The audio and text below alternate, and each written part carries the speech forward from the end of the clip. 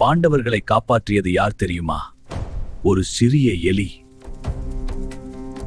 பாண்டவர்கள் தங்கியிருந்த லட்சரக அரண்மனை வெளியே அழகாக இருந்தாலும் அது முழுவதும் எரியும் பொருட்களால் கட்டப்பட்டது.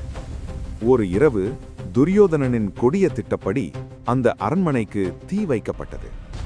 சுற்றிலும் தீ பரவி பாண்டவர்களும் குந்தி தேவியும் உள்ளே சிக்கிக் கொண்டார்கள். அந்த நேரத்தில் ஒரு சிறிய எலி தப்பிக்க மண்ணை தோண்டிக் கொண்டிருந்தது. அதை கவனித்த பாண்டவர்கள் அதிர்ச்சியுடன் அந்த எலியை பார்த்தார்கள். அந்த தருணத்தில் விதுரர் முன்பு கொடுத்த இரகசிய அறிவுரை யுதிஷ்டிரருக்கு நினைவுக்கு வந்தது. உடனே பீமன் மற்றும் மற்ற பாண்டவர்கள் அங்கே மண்ணை தோண்டி ஒரு சுரங்கம் அமைத்தார்கள். அந்த சுரங்க வழியாக பாண்டவர்களும் குந்தி தேவியும் தீயில் எரியும் அரண்மனையிலிருந்து தப்பித்தார்கள். ஆனால் ஒரு கேள்வி, அந்த சிறிய எலி இல்லை என்றால் பாண்டவர்கள் தப்பித்திருக்க முடியுமா?